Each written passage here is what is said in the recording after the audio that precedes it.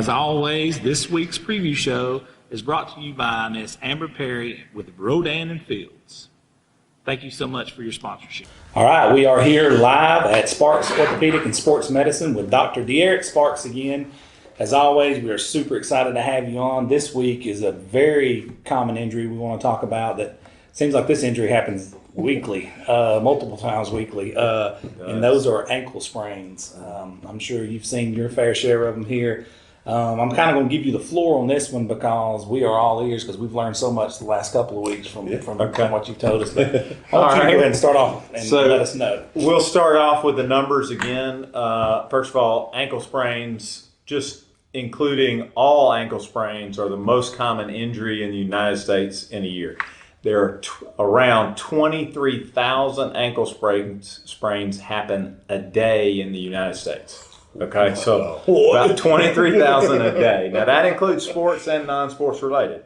If you look at just sports related ankle sprains, it is 20 to 30% of all sports related injuries that happen in a year are ankle sprains. It is the most common injury that happens in sports. It is the most common reason for a player to miss time on the field, be that practice or a game.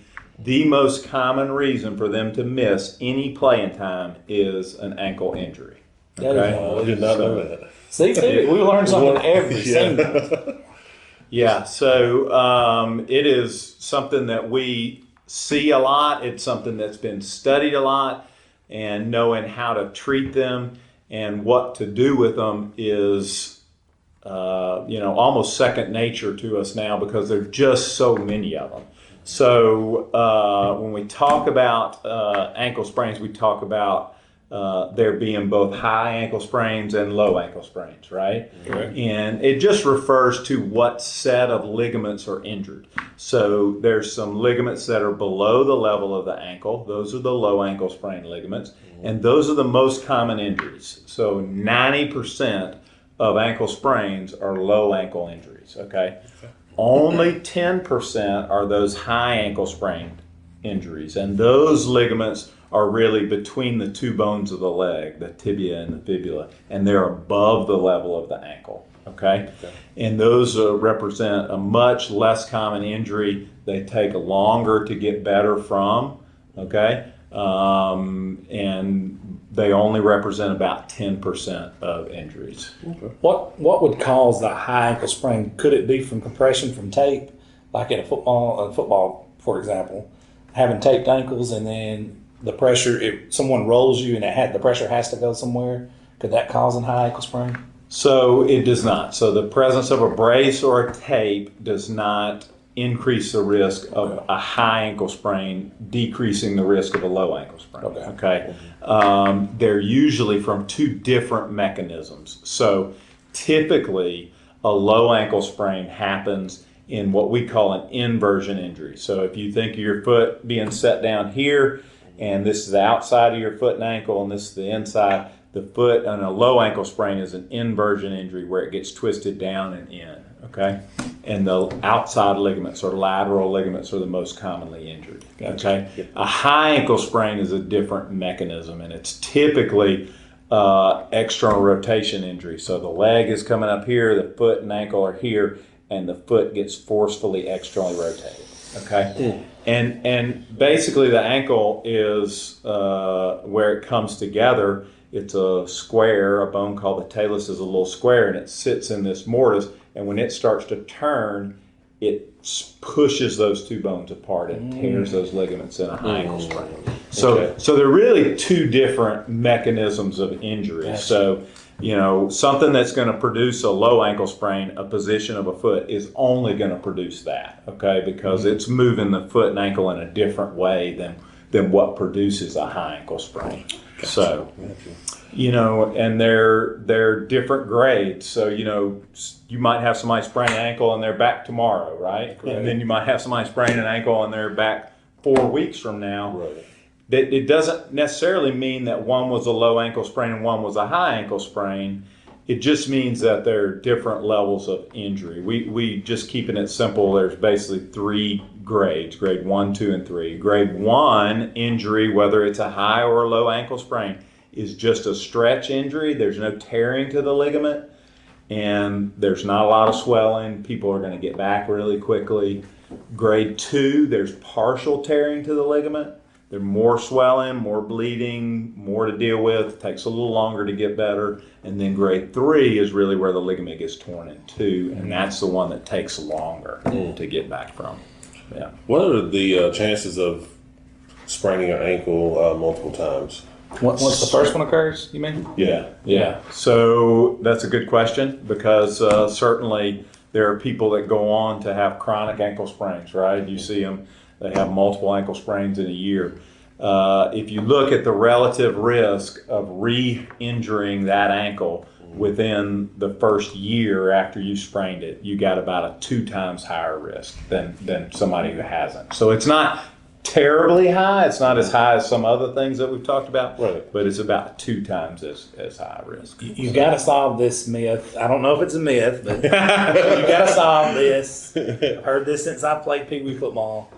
When you sprain your ankle, every coach I've ever had says, do not take your shoe off due to the swelling. Is that true, or is that a myth? Or so the idea behind that, okay, is just that you've got the pressure of the shoe and sock preventing some initial swelling, but just because there's some back pressure there. Gotcha. So it absolutely can help decrease the swelling just at that moment. temporarily. Just temporarily. As soon as you take it off after the game or practice, you're going to see that swelling come in. Correct. But, dealing with the swelling is a big part of recovery. So, Absolutely. The next step in ankle rehab and everything is really we've got an ankle sprain. We know they're really, really common. They happen all the time. Most common sports injury. What are we going to do now that we got one? Okay, so that's the other part that's been studied really, really well. And we know exactly how to take care of them and get people back as quickly as we can. And really, there are just certain things that we do. First of all, it's just the old, very simple, straightforward RICE, right? Rest, ice, compression, elevation, okay? So you have to get on that immediately, okay? You got to do that right after the game. That's why we're icing as soon as we're off the field, or even if you're not going to be able to play, we're icing during the game, right? So we want those things to start immediately. We know that anti-inflammatories, Motrin, Aleve, or some prescription anti-inflammatory, we know that those help decrease swelling and get you back sooner. So typically we're doing 7 to 14 days of an anti-inflammatory. Okay? And then we know that putting weight on it is important. So as soon as you can put weight on it, you need to be able to do that. Whether that's in a boot, whether that's in a brace, whether that's you don't need anything, as soon as you start putting weight on it, you're giving feedback to the body. It's learning what it needs to do to heal, and it's better than being on crutches and not putting any weight on it. Okay. That was my next question was, if you got a choice, benefit of that. wear a boot and walk on it, or do crutches and wear nothing, you want to wear a boot and walk on it. Okay. That was my next question. Yeah. And then so we want a weight bear, we want a rice. Rice, remember that. Right. So we want a weight bear, we want a rice, we want to do NSAIDs, and then the fourth component of it is you have to be in a supervised therapy program. Okay. Okay. The idea that somebody gives you a list of exercises to do and you do it at the house, that is not going to get you back. Uncle Charles is not going to tell you how to do That's that. exactly right. That's exactly right. These therapists, they are not making this stuff up. They're not doing things that might be helping you. They are doing things that are organized into, day 1 we do this, day 2 we do this, day 3 we do this. This stuff is scientifically researched. We are doing it because it is going to get you back quicker. You're going to have better function in your ankle, and you're going to hopefully prevent further ankle sprains. When you're talking about those ligaments, would they be comparable to, say, like a rubber band? Like you said, if you have multiple ones, eventually they just get stretched to the point where, is there ever a point where you would have to, as a doctor, go in there and tighten those up? There absolutely is. So, Okay. so there are a group of people who, acute ankle sprains are almost always treated conservatively. Okay? Even a grade 3 where the ligament is torn completely, especially if it's your first time, second time, that kind of thing. We're always going to treat those conservatively. But over time, with multiple injuries, you can go on to something that is more than just an acute ankle sprain. It's more of chronic ankle instability, okay? Because each time you've hurt it, maybe that ligament has healed back, but it's healed back slightly elongated. So there's a little more play, there's a little more slop in the ankle, and you get to a point where it's just not stable underneath you. And in those cases, there are procedures to tighten those ankle ligaments up. Okay. Interesting.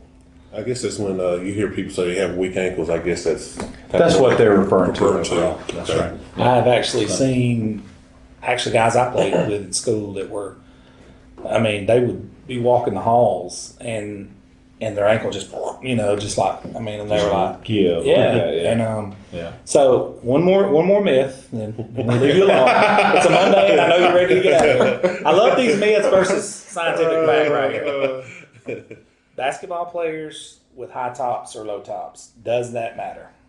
What would you say in your opinion? So first of all, court sports, basketball, volleyball, most common sports for ankle injuries. More common than football. Okay. And it is the interaction between the shoe and the court, right? And then, they're doing lots of jumping and landing and everything.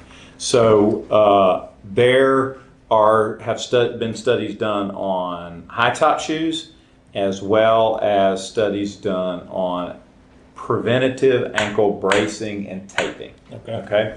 And having some support that comes up above your ankle level, whether that's a quality high top shoe, a lace-up ASO brace, or preventative taping, does decrease the risk of ankle sprains. Okay. All right. Absolutely does. Getting myths and what I've heard since I was not dating myself, but the 80s. Putting this on the table while we have an opportunity here. Because everyone's an expert on this, but now we got an actual expert here. So I'm done with my myths. They probably gonna think this guy is stupid question. Reggie, do you have any more? I think that's it. I've learned. Okay, can you go over RICE one more time? RICE is rest, ice, compression, elevation. Okay, that's the main thing I took out of this. That is number one thing and to immediately. do. Immediately. So if you do have to, like warrior on through the game and finish the game, as soon as the game's over, RICE. That's what we've got to do. Okay. Yep. We also learned that it is easier once you've done it once to injure it again. To do it again, absolutely. And we learned the difference between high ankle sprains and what we call low ankle sprains. And we also learned that a couple of myths have been cast out. So eventually when you do take your shoe off, it doesn't matter. You're eventually going to have to take it off. It temporarily can stop the swelling until you could possibly rise. Okay. And we got 3 levels. We do got 3 levels. That's correct. Yep. And that's right. You would have to have surgery eventually if it keeps happening where they would tighten it up. So let's hope we don't get to that point. No, absolutely. Well, Dr. DeEric, I appreciate you. This has been probably, personally for me, the most educational so far because it's the most common. And like I said, we've heard for years and years how, like I said, Uncle Charles is not telling us how to rehab. So if you have an Uncle Charles, I'm sorry. But, I had an Uncle Charles that was trying to tell me how to rehab mine. That's the reason I'm using him for example. But anyways, with that being said, I appreciate your time, and this has been very, very educational. Absolutely. Thank you. Learned a lot.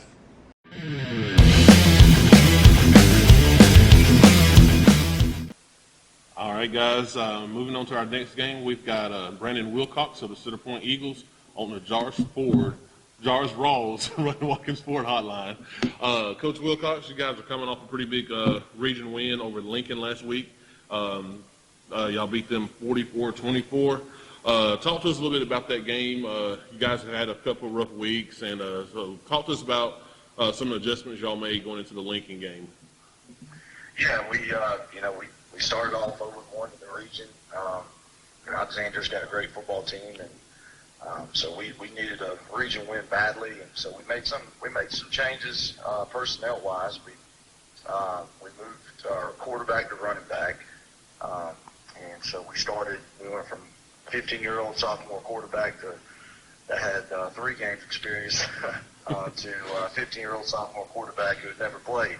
But he Collier came in, and Jabari Collier came in, did a great job. I think he threw for almost over 220 yards. We threw 3 picks, so that's something we've obviously got to clean up. But for it to be his first game, he did a great job. And then Troy Bruce, the guy who had been playing quarterback, he came in, did a great job. I think he ended up with 20 carries, over 210 yards, 5 touchdowns. On the ground.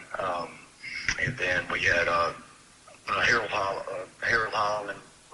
He stepped up, and I think he had 160 yards receiving. But probably the biggest strides I think we took was in our offensive line play. We got one of our best linemen back who'd been out all year with a concussion. And so that group's starting to solidify and starting to figure out, how to play the game the way we wanted to play it. And when they do that, I think we'll have a chance to have some pretty good Friday nights. Yeah, when your offensive line starts coming together like that, I mean, that is huge. Looking at the numbers from your running back and your quarterback, they had an outstanding game. Speaking of Troy Bruce, I did notice that he is up for Player of the Week for the Birmingham region on AL.com. So that right there alone tells you about the outstanding game he had. Yeah, he's been our leading rusher all season. I've looked at it today. I think he's got almost 700 yards rushing on the season in 4 games. So he's toting us in that area, and we got some other guys too that we think they can get it done. But at the end of the day, you got to block, and you got to be able to move people for those guys to have success. Coach, Bo here. How you doing? What's up, Bo? Doing good. What was Coach Bates' message after that Alexandria game? The reason I ask that is you guys have such a young team. Sometimes when you suffer a loss, it could go one of 2 ways, and the worst thing you ever want to do is have a loss turn into another loss because your head was down going into that game. Well, I think, his message all week that week was, what's our identity? And, I think we had some guys that, I think previous center point teams, but I don't think this team is going to have success like some of the previous teams had. And what I mean by that is there was so much talent. And don't get me wrong, it was coaching and culture and all those things.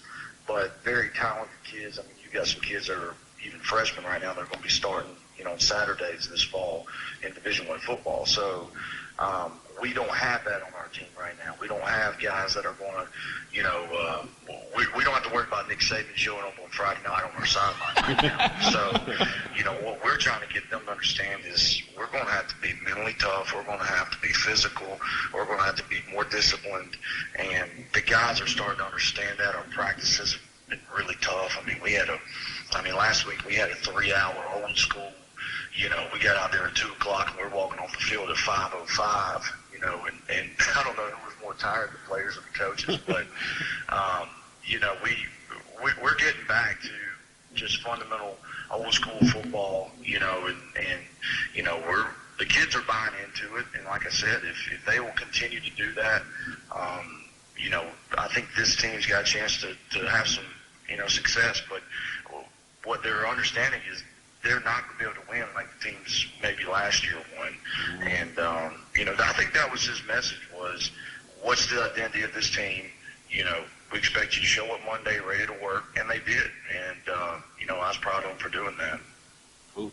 You got another region game coming up this week against Moody. Moody dropped a tough one against Leeds last week. Talk to us about some of the things you've seen from the film you've watched on Moody. I mean, Coach Wallace does a great job there. I think he's had some issues with COVID, and they had to miss a couple weeks. And and they're a little bit behind right now. You can tell just fundamentally because they haven't been able to practice like some of the other teams, including us. So that kind of scares you a little bit because they clean up. They had some snap issues last week against Leeds, and that ruins a drive. And whenever you snap it over the quarterback's head, the other team scoops the end zone. That's not a good thing, obviously. So those are things we know that they're not going to do this week. They're going to get that cleaned up, and so we're going to have to make sure we show up ready to go. And really, at the end of the day, it's more about us than it is anybody else, and I don't mean that as a snide to anybody we play, but if we play our game, we give ourselves a chance, and if we don't, then we're going to have some bad results like we did a couple weeks ago. All right, Coach. Well, we appreciate you calling in and talking with us. Good luck to you guys this week against Moody, and we will talk to you later. Wings up, Coach. Wings up. Thanks, guys. Thanks. All right.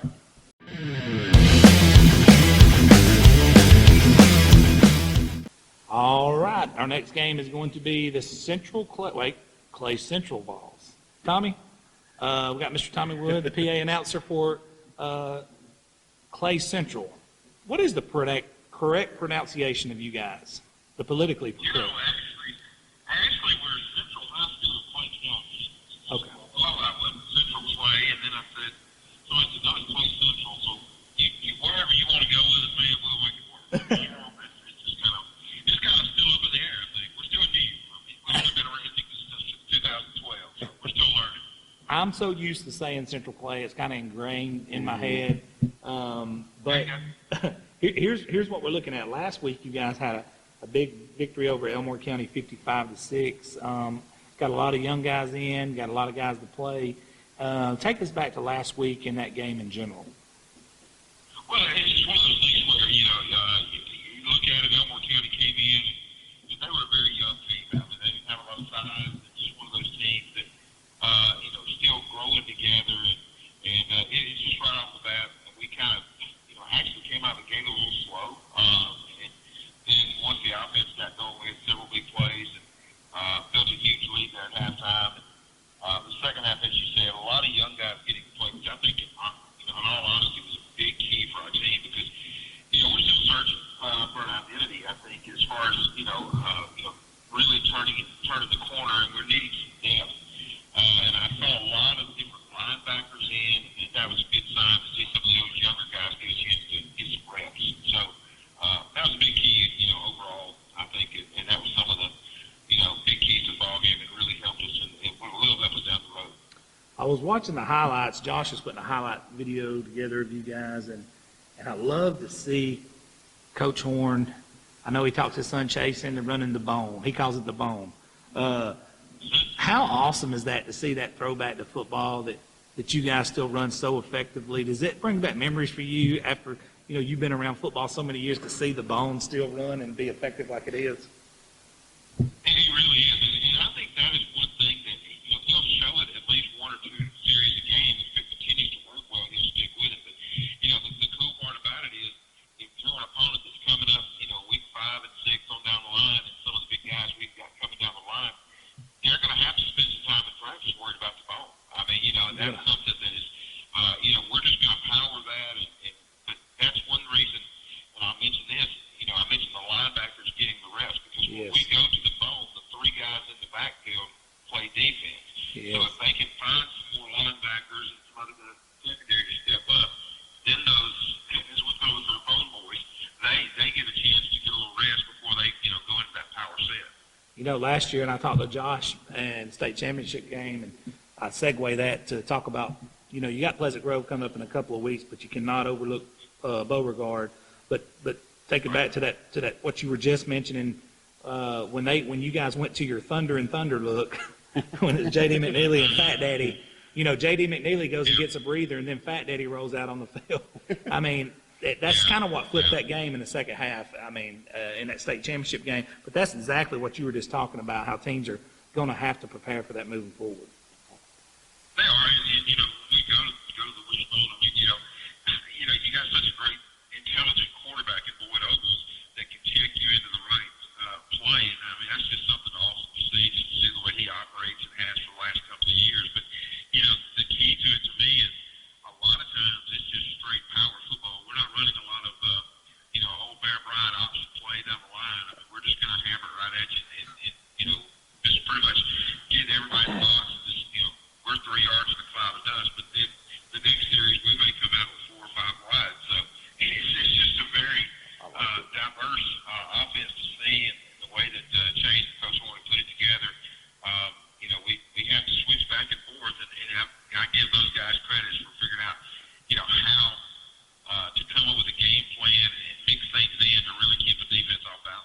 Chase told us on his play calling sheet, he said, this is Dad's section right here. He's got a section. He said a lot of times Coach Horn don't even call it by the right name. He just said that play that you worked against so-and-so. There you go. I'm sure that's the way it goes. That was an interesting conversation over on the sideline. Let me ask you real quick. I don't want to hold you all night. I know you're busy. It's a Monday night, but talk about Beauregard and what you know about them coming up. They're 2-2 on the season and what challenges they present.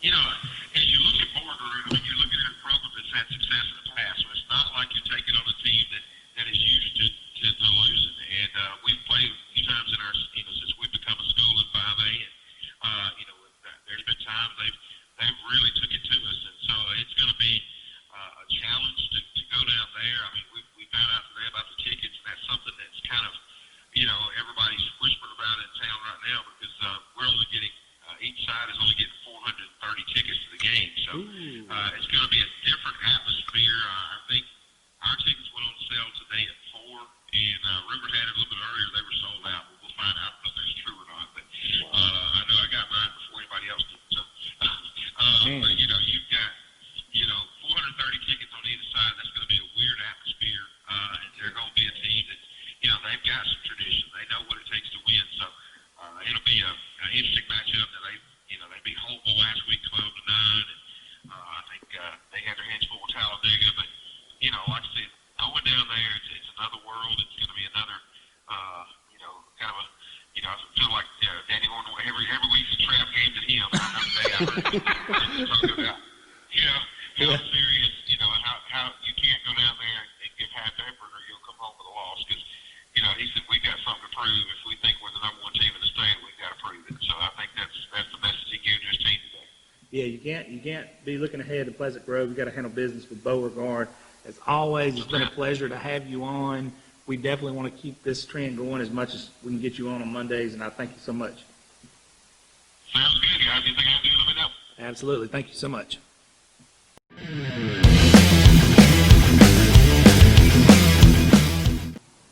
All right, I am here with the Cherokee County boys. These guys are on a roll. They won again last week. This time it was 43-27 over the Anderson Bulldogs. Anderson's got some athletes, too. These guys showed up and showed out. I'm going to let these young men introduce themselves one by one. Colton Hill, senior. Damian Ramsey, junior. Walker Pruitt, junior. All right, guys. Each one of you guys can take me back to last week. Coming into that Anderson game, you knew Anderson had a couple losses on the year, but every coach that we've talked to that's played Anderson said it's not because they're not physical and it's not because they have athletes. They seem to just execute a little better than them. But talk about you guys' game. We'll start right here last week against Anderson. Well, going into the game, we had to win the game because, that game, Anderson's kind of held us out of the playoffs our sophomore and junior year. So we needed to get off to a big start in the region. So we were tied up at halftime. Then, at halftime, we just we got to get it together. We're better than they are. We just brought it together and started playing together as a team. Everything worked out. Perfect. Mr. Ramsey, same question. Anderson, they're the best 0-14 you'll probably see. They're physical, they're smart, they're athletic. They came to play. No doubt. We just, after, when we got in halftime, Coach talked to us, and he was just like, y'all got to go out and give it your all, and that's what we did. I want to ask you guys this question. But you mentioned Coach Kelly. Talk about what he's meant to this program since he's been there in the brief time he's been there, and I'd like for all three of you guys to answer that. We'll start down there. He's meant a lot to us. He came in, he wanted to change stuff, start a program, and we've just been working for it, and it's starting to pay off.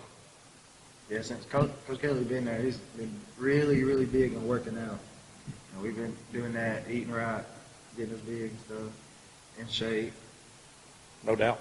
Coach Kelly, he means everything to the program. As soon as he got here, he's just been ready to turn the corner.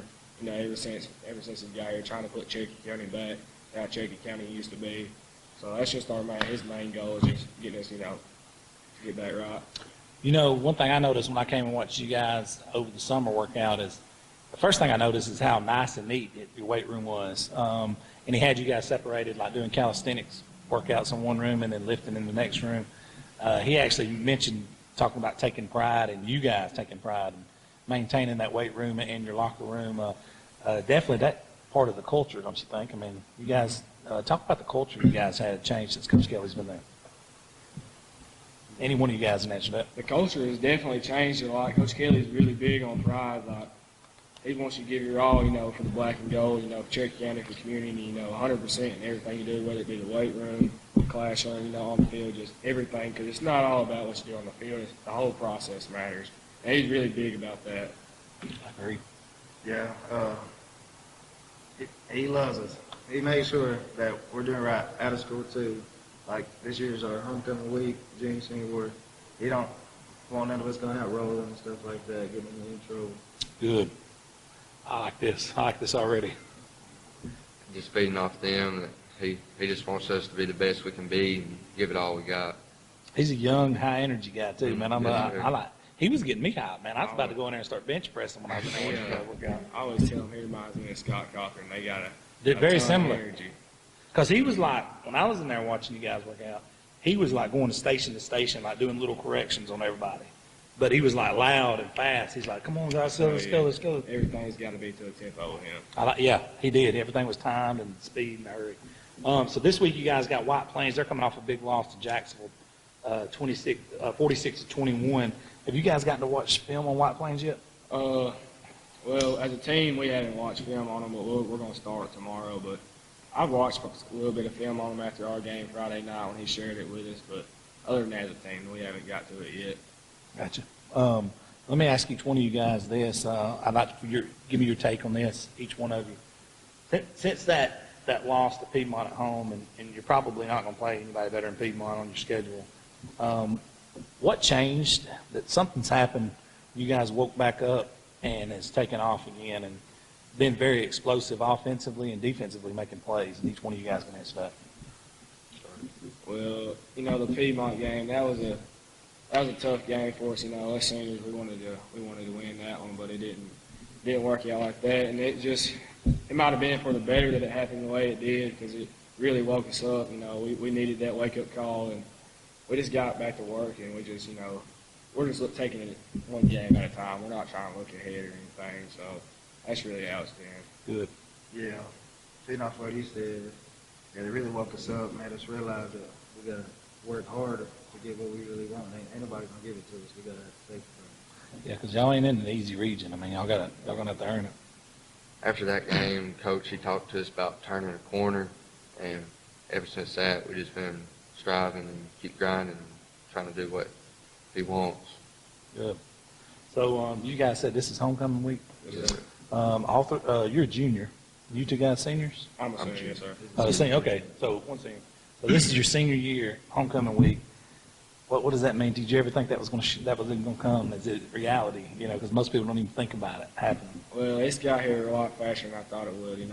I've grown up in Cherokee County my whole life. My siblings have played there, my parents, my uncle. So it means a lot to me, playing for Cherokee County. But I didn't think it was going to get here this soon. But we're just trying to make the best out of it. Go get a W.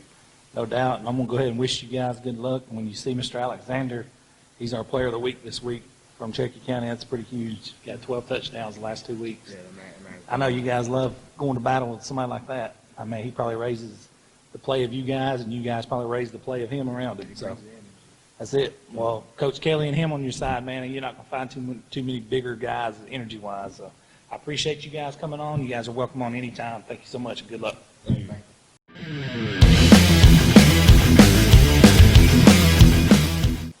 All right, we are back in. Our next game brings us to the Collinsville Panthers versus Sylvania. These guys actually had a week off this last week. But I'm going to let these young men introduce themselves. Carmen Barkley, a linebacker and a wide receiver. Blake Sports, middle linebacker. Keaton DeBoard, quarterback, safety.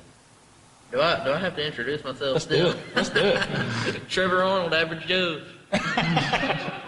Okay, guys are basically sitting at 3-1 on the season. You got Sylvania coming up. After the loss of 5, you guys got to regroup. What's been going on in that off week? And we'll start right here with Mr. Barkley.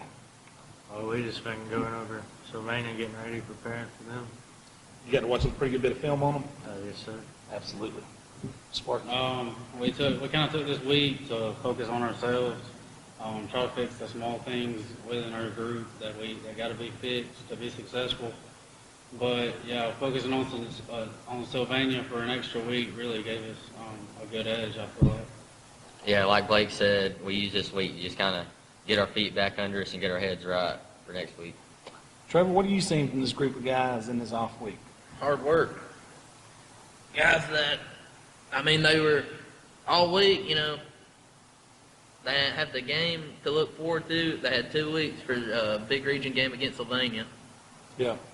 I mean, this is a huge region game. Oh, now. yeah. Because now, I mean, you're jockeying for position. It's a huge. It's not for a playoff spot. Yeah. Yeah, no doubt. Sylvania's one of those teams, I mean, they didn't, after watching them play, they didn't seem as explosive as they have in the last couple of years, watching them play last Friday night, but you can see they still got some athletes, you know what I mean? They still look pretty good. Trevor, back to you. Coming off a loss like that, how do you regroup and get your confidence in your things going on? Because you've got everything in front of you still. You're still 3-1. You got to keep your head held high and just be there for your boys. 100%. Let each one of you guys answer that. Mr. Bull. Yeah, like Trevor said, you just gotta stay positive. Really, that's the main thing. Stay positive, and once we watched film Monday, we tried to put that game behind us as fast as we could and focus on the next game. That's all you can do. 100%. Just stay positive and keep fighting each week. Mr. Barkley, how much did you grow in the off season? 1 to 2 inches, gained about 20 pounds. You look like a different dude, man. I said that when we went out to practice. We got a question from the peanut gallery.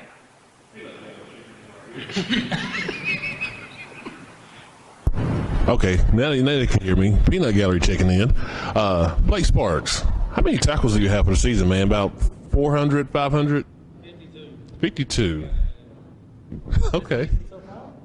It's pretty solid. Okay. It's just an annual football look, you know. I try to come back with it every year. It's the last season, and I couldn't go out with a lame cut. Talk about the mustache a little bit. Let's get a little bit of that going on. Started it back in 8th grade. Try to make it annual too. But peanut gallery. Okay, going back to the mustache, man. Is that a Sand Mountain thing? Because Kyle Dukes has got a pretty sweet mustache up there at 5. Dukes is like a Spanish mountain. Yeah. Kyle's watching. Kyle, he don't want to test the stash. Right? Oh, it sounds like we should have a mustache duel. I got another comment. You gotta go mullet them. You got enough. It'll be. I want you to do a mullet hawk. I thought about it. Like a mohawk / mullet. Let's do a mullet hawk. Hey, I mean Trevor's got a pretty sweet mullet. He can cut. I'm holding Carmen back to not do that. He'll put mine to shame. DeBoer, what's up, man? You gotta keep. Let's take your hat off. Oh man. God, man. You got kind of the surfer-esque. Quarterback got to say pretty. Yeah. I gotta keep that hat on, you know. He's just got that. He's got the pretty boy like. He ain't in here like these guys. These guys are grinders. Look at them, man. Yeah. He's got that clean cut Brandon Wilcox 3-piece suit look. I like it, man. But let's talk about what it's going to take, guys. To let's get the wheels back under you. Let's get to rolling like Collinsville did last year and the year before. You guys got a standard to hold to now. Partly because that young man down there's class has reset the bar at Collinsville, honestly. We'll start with Keith. Well, what we got to do this week, we just got to focus on the little things. We got to work hard. We just got to keep going and keep doing us. 100%. Doing us is the main thing to everything. If we're worried about we play Sandrock, if we're worried about Sandrock, it's going to be a rough week. You got to have everybody on the same page. Exactly. Just regroup from last week. Just keep doing our thing and playing hard each week. We should be all right.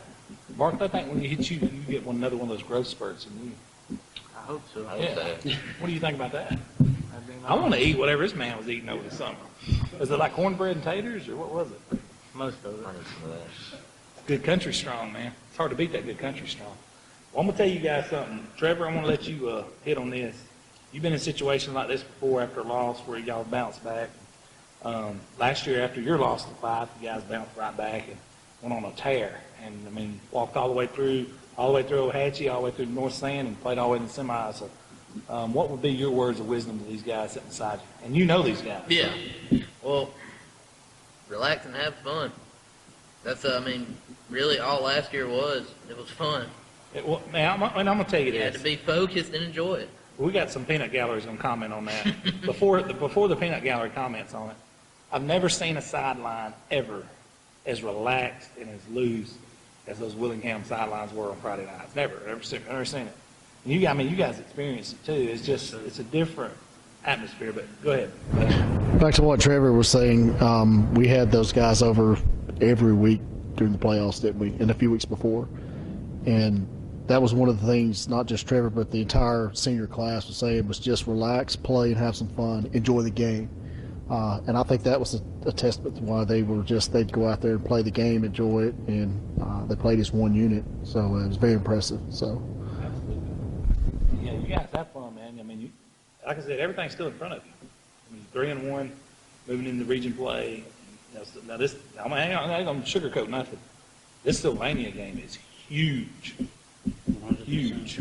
I mean, it's not just huge because it's the next game. It's huge as far as your season goes. So, I mean, it's going to be one where you guys have got to really, really take these guys serious. And with 2 weeks to prepare, I think you guys are going to be fine. But appreciate you guys coming on, and you guys are welcome to come on anytime.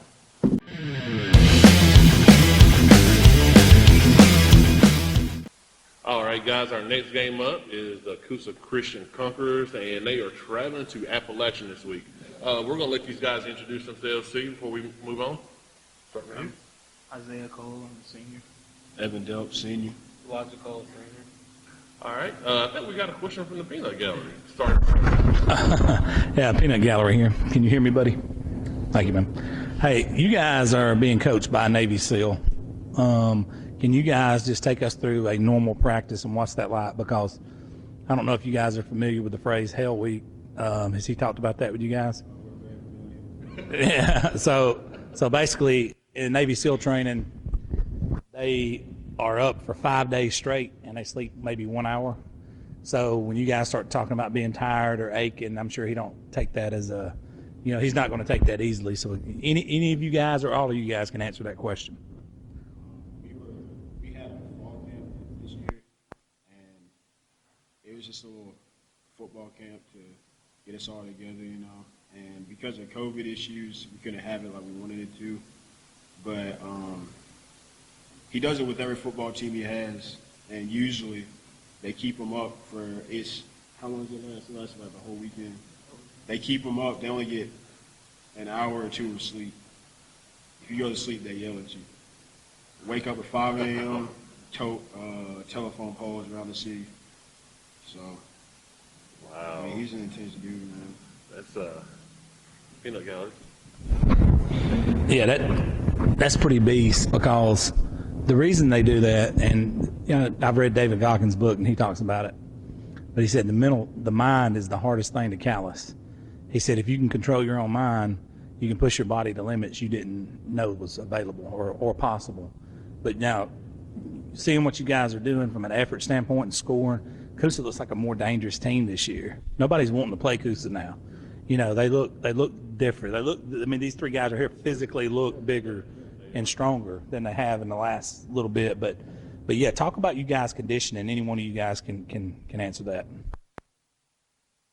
we've been working since as soon as the football season ended. We've been working out like every day. And conditioning-wise, we run fast-paced offense, so we practice game-wise. Yes, I've witnessed that. I went over and visited them a couple times this summer, and all I heard the whole time was NASCAR. And they practice the way they play in the games. And I was at the first game with Westbrook, and granted, Westbrook's a bigger team. They're bigger, faster, and stronger, but you guys still played with them it was just unreal. I think Buddy was there with us. And the way you guys played with them for 4 quarters, it was unbelievable. And after that game, there was nothing to hang your heads about because you guys fought to the end. But going back to last week, you had a tough regional loss against a much improved Galesville team. I don't think many people expected him to be 3-1 right now. And you guys were down a pretty good bit, and you started coming back in the second half. Talk about some of the changes, adjustments, and changes you made to kind of get y'all back in the game. I'm gonna be honest, man. I mean, the starters, they had worn us down, and I'm gonna give props to most of our younger guys for coming in and scoring 20-something unanswered points. You know, for some of them to be 8th grade, 9th grade, unexperienced, you know, that's kind of unheard of. You know, so I'm really proud of them because Coach, we were all beat down. We were bruised. So Coach, it was about fourth quarter. Coach took us out and put in some of our younger guys, and I mean, they showed up and showed out, man. So props to them. Yeah, I know Coach O'Brien has talked to me about that younger group. He has told me several times how talented they are and how hard they work, and I guess you could say he's building the Coosa football team up from that group, because he said they are one of the hardest working groups that he's seen in a while. Talk about those guys and how hard they've been working for y'all this season. They're definitely the best junior high 8th grade bunch I've ever seen. You know, even back when I played JV, which we even had 9th and 10th graders with us, sometimes 11th graders. I have not seen a bunch that sold into a program and that committed to Coach O. And I think that's what gives them that fire, what gives them that energy. Because when they hit the field, they always have that energy. They're always trying to make other teams quit. And they're undefeated right now. I mean, they're making people quit. So, I mean, I think they got a ring in their near future. So. I agree. You got a big game this week. You guys are traveling to Appalachian for another region game. Have y'all had a chance to watch any film on Appalachian? We did today, actually. Okay. What are some of the things y'all seen that on the offensive side that y'all going to have to do to try to stop them offensively? They like to throw, so probably not gonna. I was playing at kind of like a DN type position this last game, but I'm probably going to go back to safety, to try to protect back deep, because they like to run the spread. Their offense is kind of like ours. So, what are some of the things you guys want to do on the offensive side? One of you twins can take that. We're going to have to work on our blocking game a little bit more. So you two guys are twins. All right, time for some questions. Which one of you guys is more competitive? Do you agree with that? Which one of you guys works harder? Which one of you guys is a sharper dress? They dress the same. They dress the same? All right. I'll let Delp answer this. Delp, which one of these two guys is more of a ladies' man?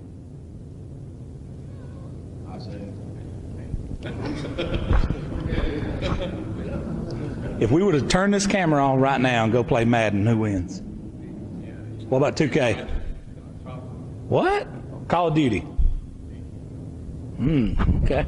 Now we're getting somewhere, man. Who's stronger in the weight room? I don't know anymore. We call him I like it. Who's the running back? It's you. Okay. Because I got a pretty good video of you at Westwood game. Run that. Yeah, I was right there. So, man, you are. We had actually discussed you being a player of the week, I think, that week, and or it may not have been that week, it may have been the next week. But you guys, we're going to wrap this one up, but good luck to you guys this week, and just bring home a win, and let's get in the region race. Yes, sir. And we'll move on to the next one.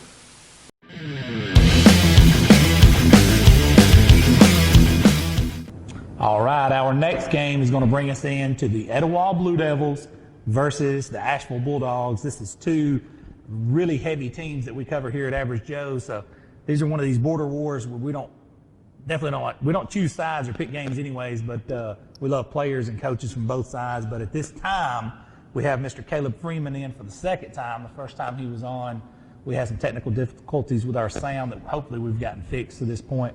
But since that time, Caleb, you guys has actually went on the road and picked up another victory. This time it was over Fultondale, 33-22, correct? Now, your first two games, you had over 30 tackles in that first two games, but this last week you had to play a little bit of a different role because you said they were pass happy every down. Talk about the different role you had to play this last week. It was a lot different because I'm used to just going in there and hitting people, and then I had to walk out and guard a dude all night, and it was a big difference.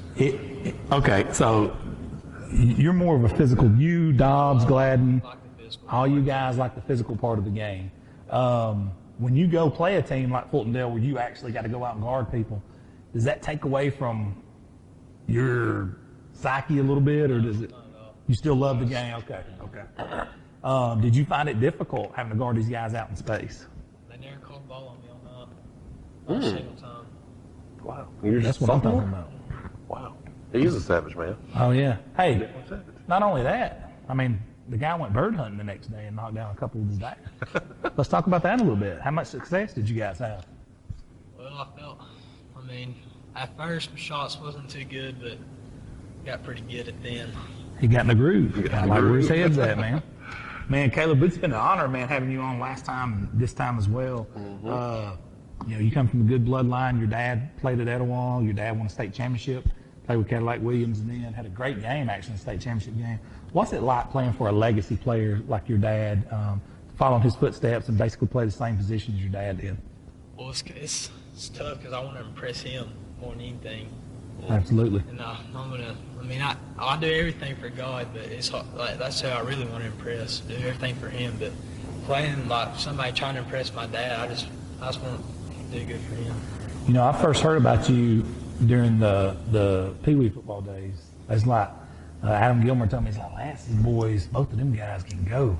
And a lot of people don't know this. He's got a twin brother, and he's been out with an injury, but he's actually scheduled to be back this week, correct? He come back last week. Okay. Last week was his first full practice at the end of the week, and he's playing the JV game right. We're supposed to be playing right now in Lincoln. Is he as physical as you? He's mean. He's mean. He's mean. He's more of a fullback physical than the linebacker physical, or he goes both ways? He's good. He's hard-headed, mean, physical. He's going to be good. That sophomore class you guys have coming up, a lot of people think, Trent and Ollie and these guys leave, that's it for Etowah for a while. I don't think so. I think that I think you guys are going to be in good shape going forward. Reggie? What do you think about the Etowah Blue Devils and how they've come on since that Gadsden City game?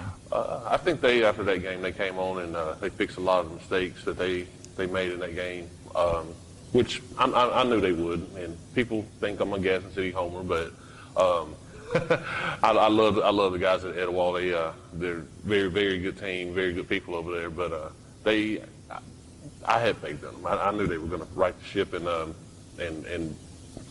get on the roll. So. I like it. Yeah.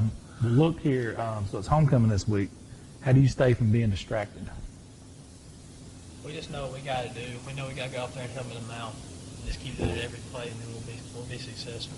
Well, we're looking forward to it. I'm personally going to be at that game this week, so if we can, let's see a good game, man. I do have a question. Go ahead. Talk to us about Toby Camp's pick six, man. Whoa, I didn't even see that. Yeah. It was. Yeah. Well, we was out there, and when they said the bat come off, and he kind of got caught in all the traffic. And they just dumped it off to him, and there Toby was right in his hands. He just took it back. Anybody try to tackle him? No, he was just. He was gone. I've got the video. I'll show it to you. I don't think I'd want to tackle Toby in open field. I don't think I would either. I tell you what, I'm shooting for the knees. I'm not going head up with him. That's not happening. Definitely. Hey, my mom, I was born at night, but it wasn't last night. I'm going head up with that cat. All right, well, good luck to you, man. I'm personally going to be at that game.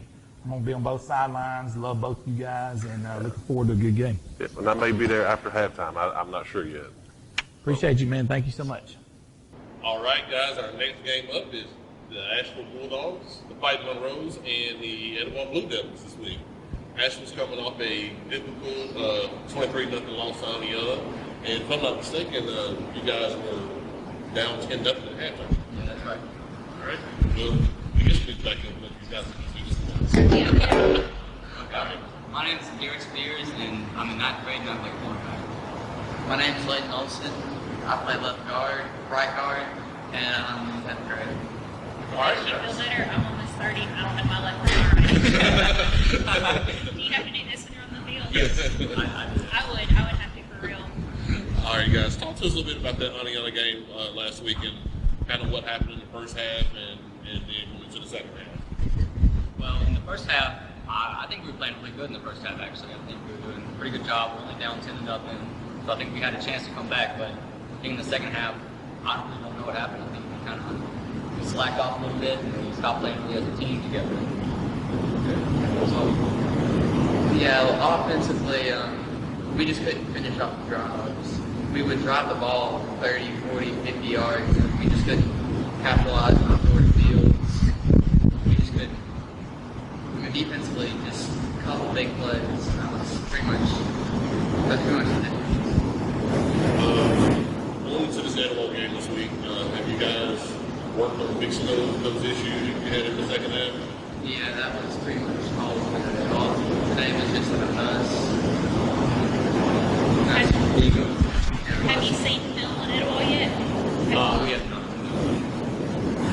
Are you ready to see film on it all? Usually our coaches, they don't usually let us watch film. They usually they watch the film themselves and they'll tell us, okay, they're going to run this. Peanut gallery. I noticed the Asheville wrestling shirt there. They're poised to be a state champions. They're very, very good. How much do you find your wrestling helps you in your football techniques, leveraging and things like that? Wrestling really, it does help a lot because you learn how to shift your body weight easy. You learn how to really just move better. It really helps everything. You learn how to breathe better. You're more conditioned just from being a wrestler. 100%. My next question is, what do you two guys think? I want both of you guys to answer this. What do you guys think it's going to take to turn your season around? Because there's a lot more football to be played. I think you got the right coaching position now. You guys can turn it on. You know, finish out the season strong. What do you personally think it's going to take to make that happen? It's gonna have to be a team effort. We can't have everybody's gonna have to be in the right spot. No, we can't have people missing a block, missing our tackle. We have to have everybody do their job, play in the next play, playing for each other. And I mean, really, that's about it. We gotta finish. Yeah, I was gonna say the same thing. We need to play as a team, as one, all 11 guys doing their job, each play, no one missing anything, and that's how we're gonna You can definitely tell these guys are listening to Coach Monroe because he sounds like they're sitting right beside me. That's a good thing. Coach Monroe super fans here. Like Reggie has the fat head of him. I have a poster. I mean, we can make that happen. Those fat heads are not that expensive. Reggie knows. What do you think? I think that's about it. You know, we're looking forward to this game. This is Bo talking in the peanut gallery.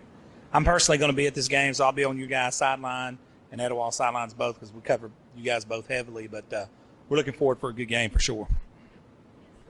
Great opportunity for you guys because this is homecoming for Etowah, and this is the type game where you want to try to play spoiler. The stage is set for that, so this would be a huge game for you guys. Huge opportunity. Anything else, Mr. Tara? I'm tapped out. Mr. Reggie? All right, guys, we're going to wrap this up and move on to our next game.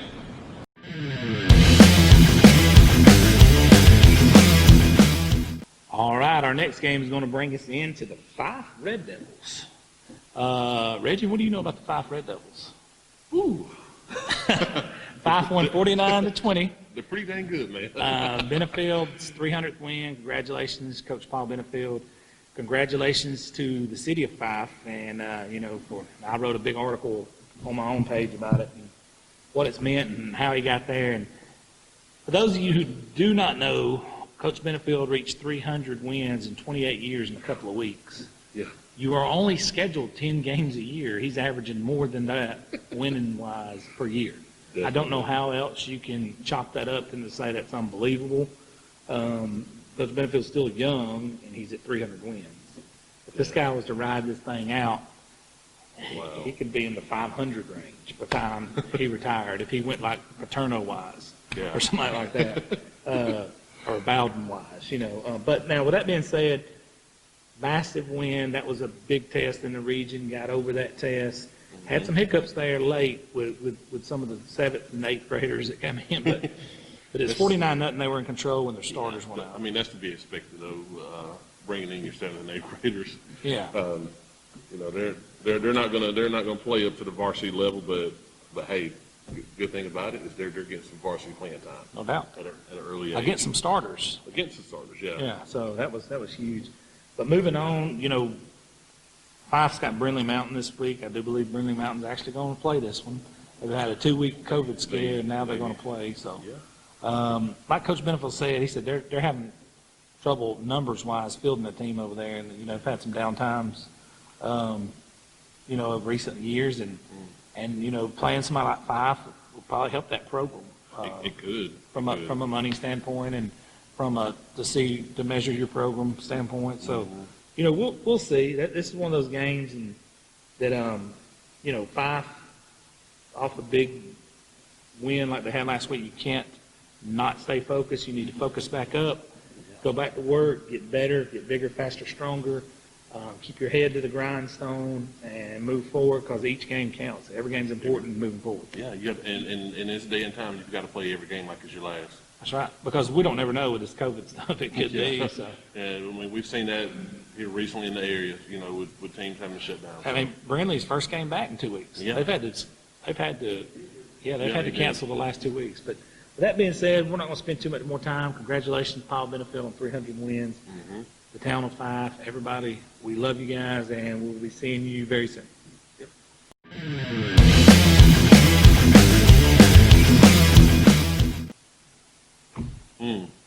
Gadsden City. Here we go. Coming off a tough loss to the Hooper Bucks last week. You know, I'm not sure what was going on with the offense. The offense had a hard time moving the ball and getting it going.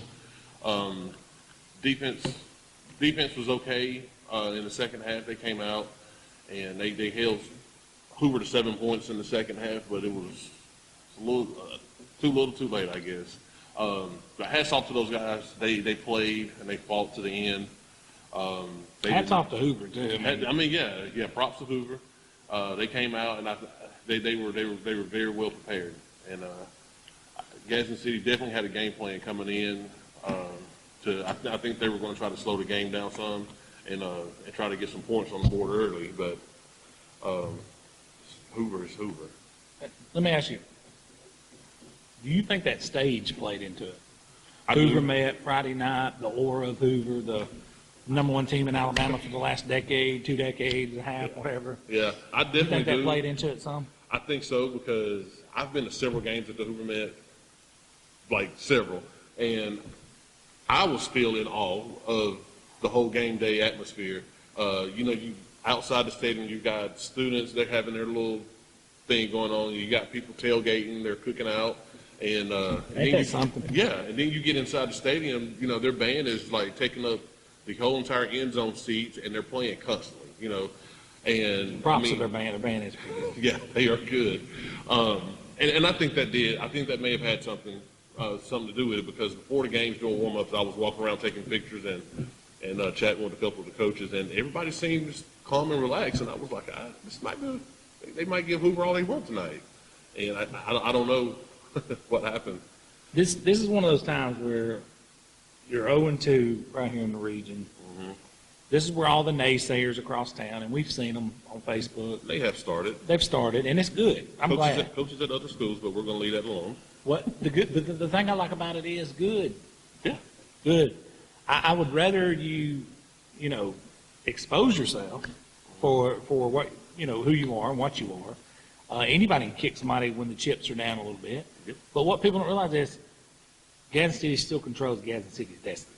Exactly. So at the end of the day, Gadsden City can put this thing together. They can still go to the playoffs. Now, it's getting crunch time. It's crunch. No, it's not getting crunch time. Yeah. It's crunch time. In this region, it's crunch time. It's getting crunch time, and it's not getting no easier. Spain Park coming up, correct? So yeah, Spain Park's coming in for homecoming. And now it's go time. I mean, if you're a senior on this football team, a la, DeMarcus Macon, Brady Troop, all these guys, it's time. It's time. The time is now, man. It's time to go. Take control of the team and say, hey, let's go finish it strong. Because, it don't matter what Ali says, it don't matter what anybody says, you guys have got to execute. Mm-hmm. You know what I'm saying? Yeah. You've got too many positive things going on this season to let, hiccups like this. Yeah. And I mean, let's be honest with you. It's Hoover, it's over with. Forget it. Let's move on. Yeah. Focus should be on Spain Park. 100%. Should have been on Spain Park Saturday. But I do, before we go out, I do want to give props to the Gadsden City fans. Nobody left that game early. They were in the stands in the fourth quarter, down 31-0, still cheering like the game had just started. Good. And I think that's something. We didn't necessarily see it last year. No, you didn't. You didn't. And hats off to Coach Smith and his staff for bringing that pride back into the program and getting people on board. I think people see what he's doing and they're starting to buy in. 100%. I think he's got a lot of guys in there that's fighting for the same cause. He's got a lot of bad apple seeds off the team, staff-wise, player-wise. I think he's doing a lot of good things. So let's keep it moving forward. Definitely. On to our next. We're going to move on to the next one.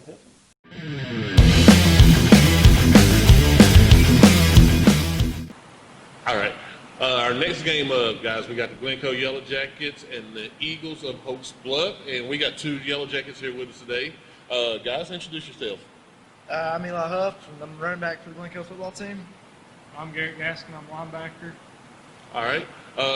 Guys, lost a difficult game last week to Piedmont, and we're going to let Miss Tara and all her styles kind of touch on that a little bit, and then we're going to move on to Oaks Bluff. Well, no, my only question is my dad's defensive coordinator for Piedmont. What is it like to line up against that Bulldog defense? I mean, they were tough. They were tough all around. Like, there's no doubt about it. They're a good team.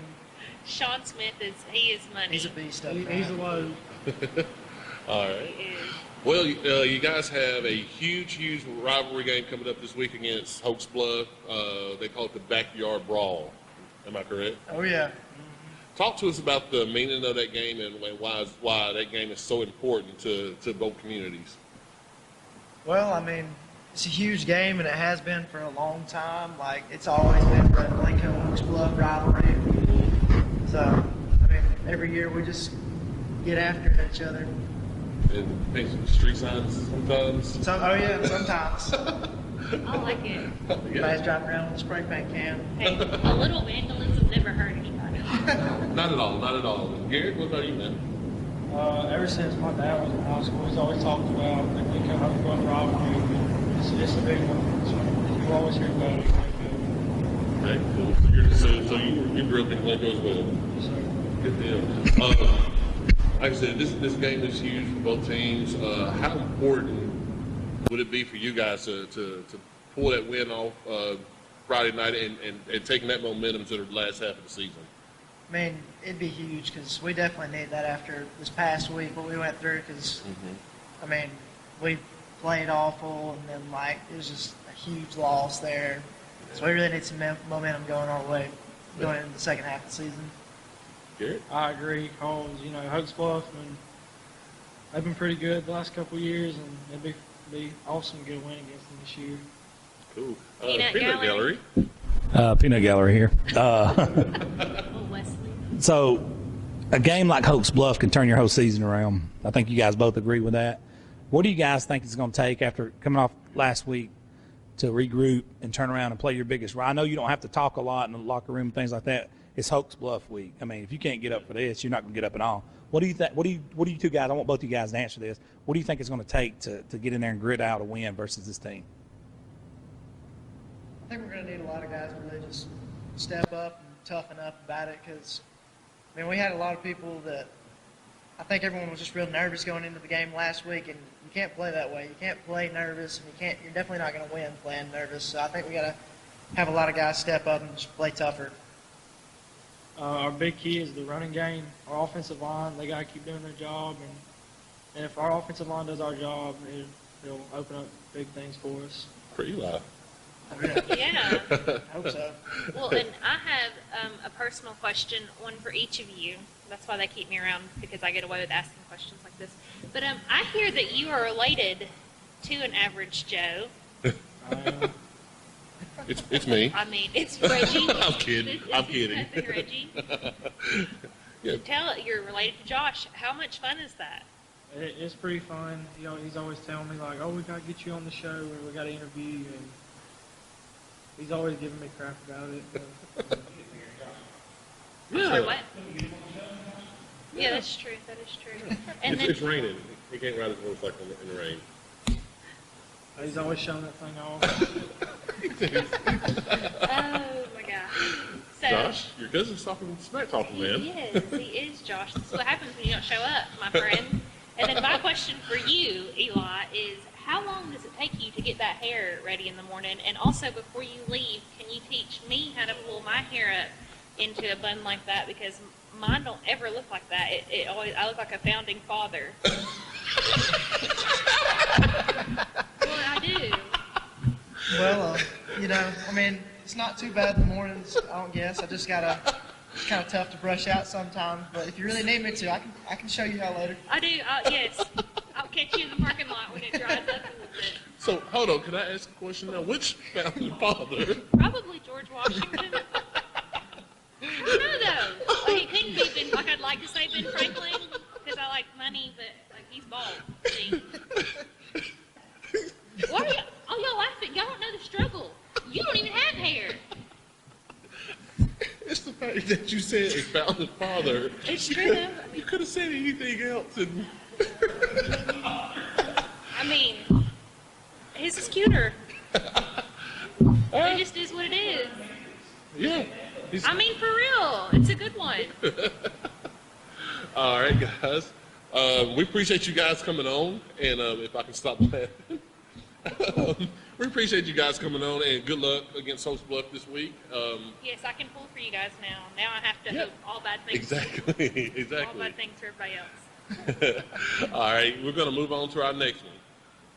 All right, we are in-house with the Hopes Bluff Eagles here at Sparks Orthopedic Sports Medicine.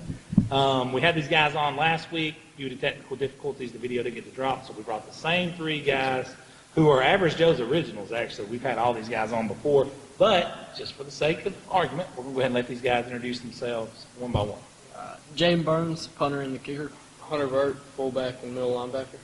Will Clemens, linebacker. So can we go over the nicknames again? So Let's we got go over the nicknames. The kicker, Yeah, the kicker, Headhunter, and the Terminator. and the Terminator. Yeah. I like the Terminator's hair, It's on especially point. with the rain outside.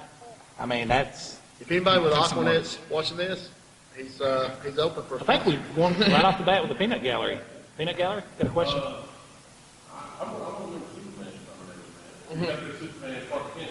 He looks Clark Kent-esque. He does, yeah. I don't think Clark Kent's ever had hair that looks that good. Kind of natural fro-ish. Yeah. I'm excited. I don't know any football talk show that ever starts out on my hair. And You're looking for some kind of sponsor. This is a normal hair thing products that here want at to sponsor Average. anything? I don't know. Let's do it. We've gotten to where we lead Yeah. out with the hair, Yeah. which is awesome. We're not going to touch a lot on this past week. That game's over. So it was more one of those, Bo and I were talking about last week on a couple of things, had these gut check games. So I guess that's what happened last week. It was a gut check, you played a really good team. I think y'all can agree, Host Bluff didn't play as well as Host Bluff should. Host Bluff was a little short-handed as well. Yeah, they were. So we're going to move on to one of the oldest rivalries here in Etowah County, the Host Bluff Plinko game. So, guys, what have we been doing to get ready for this week, Will? Glencoe, they have a couple of different formations offensively wise. They don't really try to trick us or trick you like you would probably think or whatever, but like you said, it's a big rivalry game. It's going to be a good game no matter what. It didn't matter if we went undefeated last season, they won every game or whatever, but it's going to be a good game for sure. Absolutely. What do you think? And it's mainly just about us. We do what we do, and we'll look at the scoreboard at the end. And they don't, like Will said, they don't try to trick you. It's all right at you, and kind of the best man win for the situation. Well, they like to run it up the gut most of the time, and I mean, they're better than what they were last year. So absolutely, yeah. So we just got to be ready. I got a question. Like, you guys had the upper hand against Glencoe since you guys been playing on varsity, obviously, but you guys will go 4-0, correct? Yep. And if you win this one, so what do you think that's going to mean? I mean, for that rivalry, you guys, how special would that be? Start with you guys. Either one of you two guys. Well, I mean, anytime you go 4-0 against a team, that's just it's a rival. And a rival team, that's just huge, and it's kind of something you'll get to say for the rest of your life, really. About That's what I was going to touch on, more like bragging rights. Since it's a town so close together, we see each other. And me and Hunter know most of the kids on the team, personally. So it'd be definitely bragging rights. They'll have bragging rights when they get my age. It's like that. It is, and like Will said, it's a close-knit community, and most of the guys from Host Bluff and Glencoe, they're actually pretty good friends. Yeah. But and we talked about this, I think, with Eli Huff, Reggie and I did. Do we still spray paint the stop signs and stuff? I mean, I haven't seen. Can you deny or accept blame? Have you guys ever partaken in that? I have not. I have personally. I have. But it's been done. Yes, without a doubt. The green HB on the stop sign. I think the side of our gym still has a big G on it. Yeah. Black G. Oh, they got the gym? Yeah, they spray painted our gym one time. Wow. Are you Eli serious? Huff, if you're watching this, did you say was it Eli Huff? Peanut Gallery. I live in Glencoe, and there's several stop signs in my area that have a white or green HB on them. So just to let you know, it goes both ways. You know what? I think I did see someone with a farmer's hat tagging one of those stop signs. I'm Glencoe Police. I'm kidding. It was not him. Jay, I got a question for you. We asked you the same question last week. Didn't get an answer. We're going to ask you again. Game's on the line. Your team's down by 2. Do you want to trot straight out there and kick the ball, or would you rather be froze out? Well, either way, I still got to go out there and make it. So the first time, if I have to kick it and make it, I have to. And if they call a timeout, I still have to do the same thing. So it don't affect you mentally either way. Because when I go out there, my mental state's already there. I'm already focused. I'm already thinking, hit the sweet spot and make the kick. You're known pretty much as the best kicker in Etowah County. I mean, even by other schools and opposing kickers. So, what does it mean to carry that kind of perception about your play?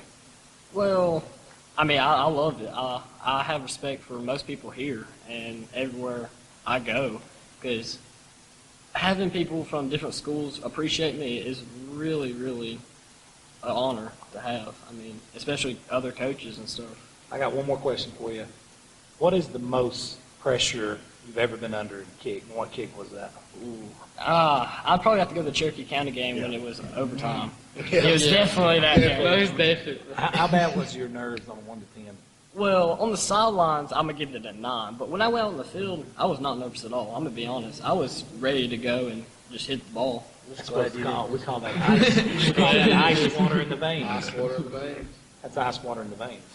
But do you get anything else? Well, guys, this is for you guys, 3-year starters.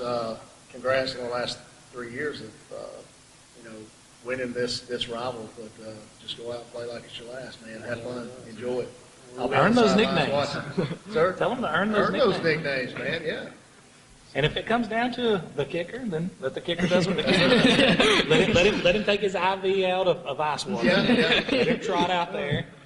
This ain't no Ray Finkel. This is a real deal right here. Well, guys, good luck to you guys, and look forward to seeing you this weekend. Thank you. Appreciate it. On to our next one.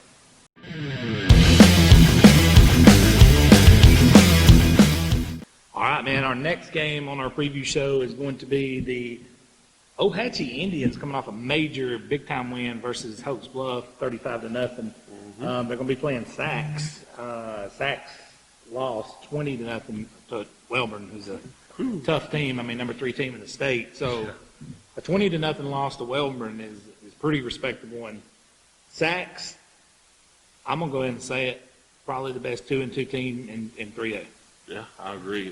That whole region is stacked. I mean, it's really hard to find a bad team in that region, and Sachs has perennially been a good team.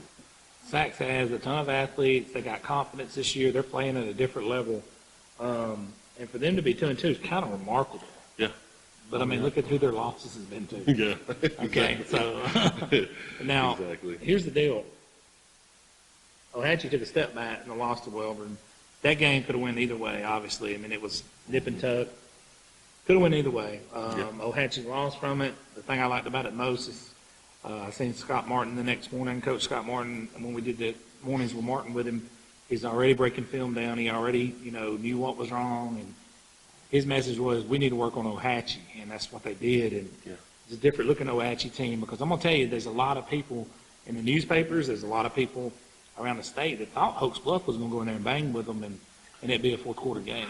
I was one of those people. But it didn't turn out like that. Ohatchee kind of took control of that game early and just it kind of never was in doubt. I mean, to pitch, when's the last time Hoax Bluff's been shut out? Does anybody know that? It's been a while. Yeah.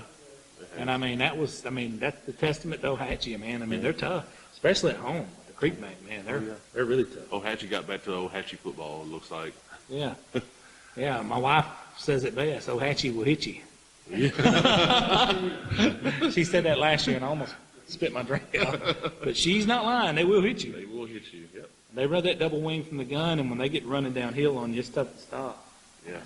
Yeah. Sachs, 20-0 loss to Welborn. This is...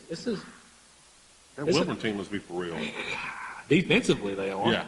Yeah. I mean, I think they held Anniston to 7. 7, yeah. All right, so then they pitch a shutout for Sachs. They hold, I can't remember what they held Ohatchee to. Is it 14, 13? I think it's 14. 14, or maybe in 2021, something like that. Ohatchee's a pretty explosive team. I mean, I know they run the ball a ton, but they're explosive point scoring wise.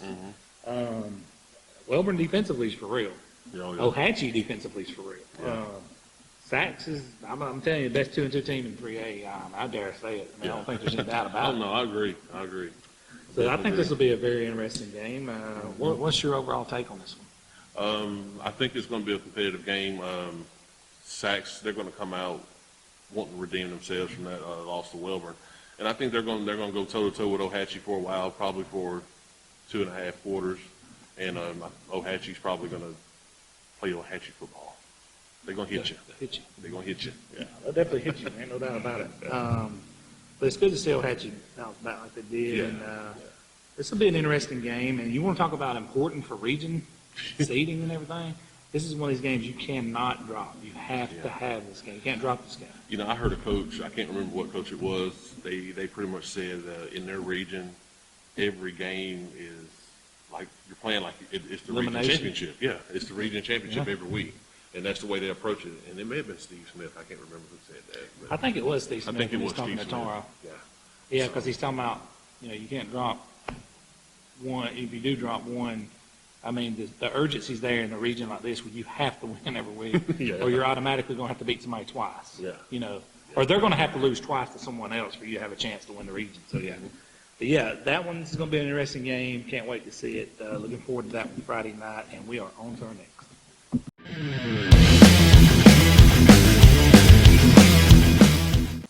All right, our next game is going to be talking about the Oxford Yellow Jackets. Last week coming off a very huge 56-0 win at Southside. They're going to be facing 1-2 Pell City that actually won last week 14-0 over Talladega. But at this time on the Jaurus, Rawls, Ronnie, Watkins Ford hotline, we are fortunate enough to have offensive coordinator for Oxford once again, Will Wagnon. Coach Wagnon, how you doing tonight? Great, I appreciate y'all having me. It's an honor again to be on the show.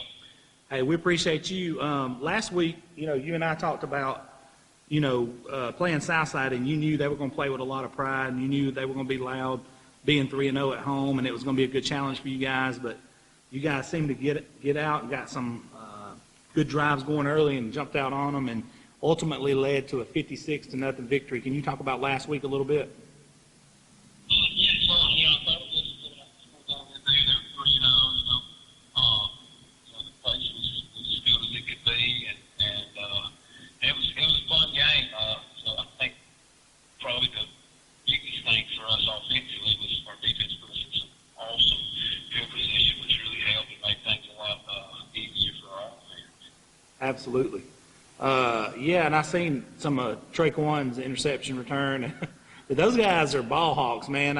What's it like playing or being an offensive coordinator with a defense that's like so stout and have such good playmakers that could at any time put you in a great position, flip the field for you? And that's one thing that helps us offensively, that makes us as good as we can be is the competition in practice. We see the best competition in practice every single day. We do a lot of one-on-one stuff just for that competition. And so when you get to see Rod Taylor versus Traquan Fagans on a daily basis, it's pretty fun to watch. And it makes both them guys better. And I think that's one of the reasons why those guys are such top-level performers on Friday night is because of the competition. They work each other each day, and it goes with all of our secondary and all of our receivers. Especially in the summer, that's the time when you really go 7-on-7 and you really work the passing game a lot. And we found out this summer, we didn't have a lot of, we didn't have any competitions outside of ourselves, but we really got some good competition with each other because we got such a great secondary and a great group of receivers. How heated is those exchanges at practice? Let's talk about that for a minute. I bet it's fun just to get to watch that.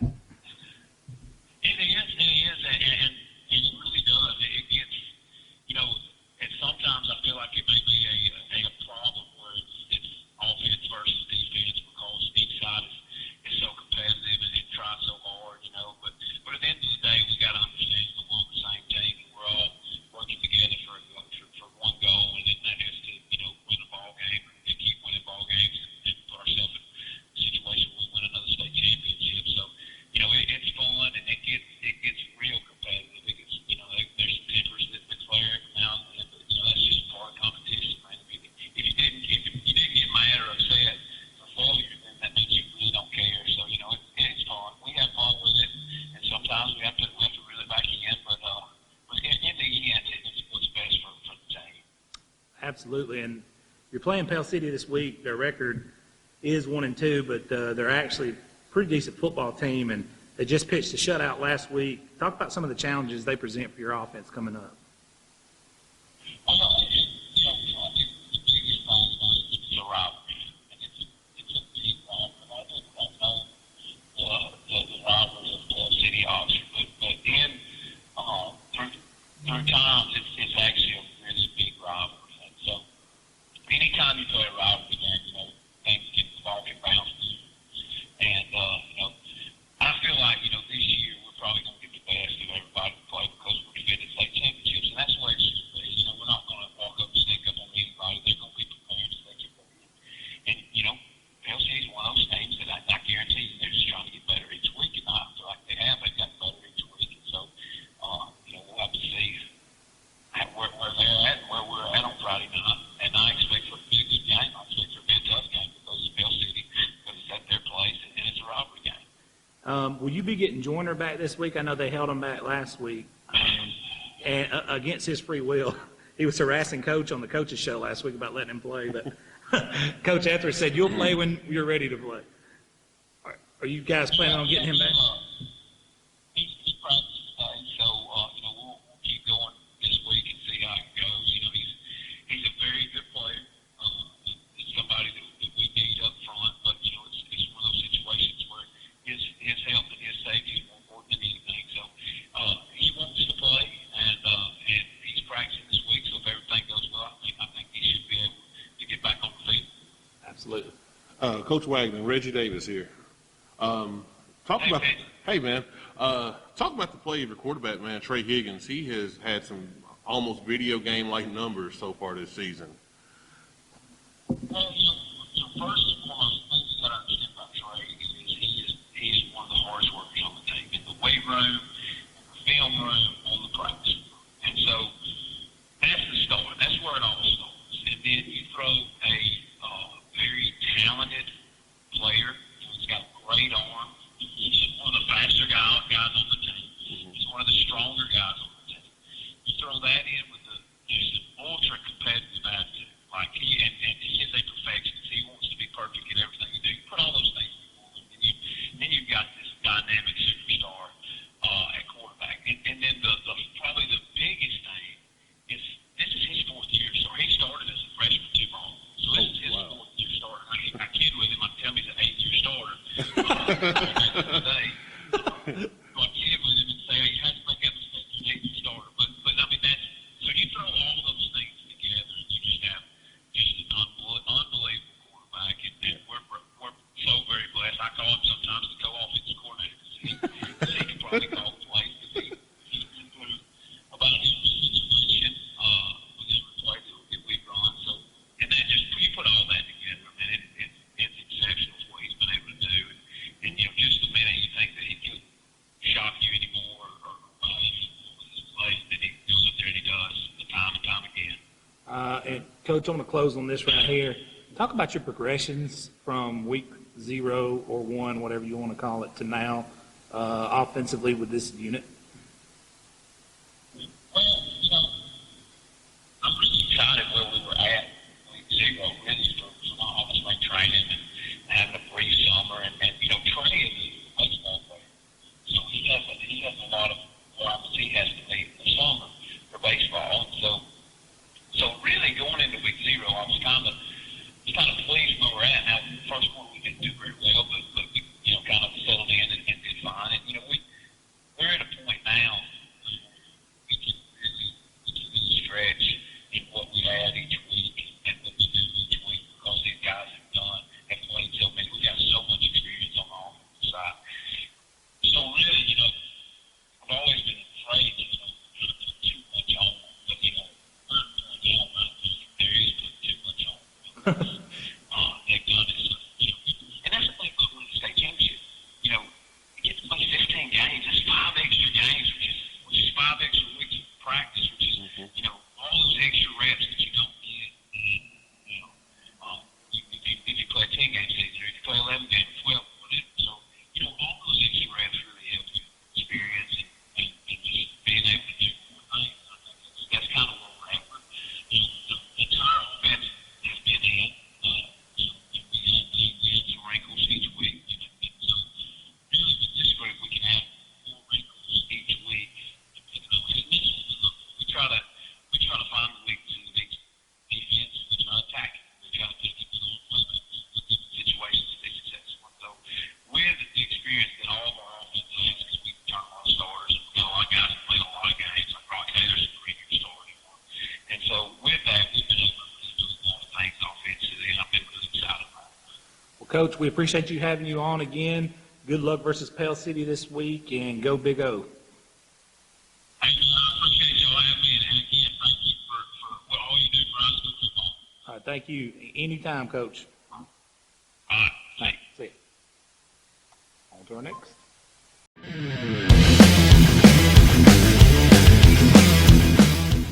All right, this was going to bring us to our next game, which we found out today got canceled, but we can talk about last week's game, which is going to be Piedmont. Unfortunately, Weaver canceled today due to COVID issues. Piedmont's currently looking for another opponent if they can find one. I don't know if they can with this short of notice. The problem with that is you may find someone that's off this week, but if they're already scheduled 10 games, they can't play it by ASHA rules. So they have to find someone who's off this week and has only got 9 games in their schedule. I did see somebody it was on the post on Facebook where I think Sylacauga and Anniston and a couple other teams fit that criteria. So, They did.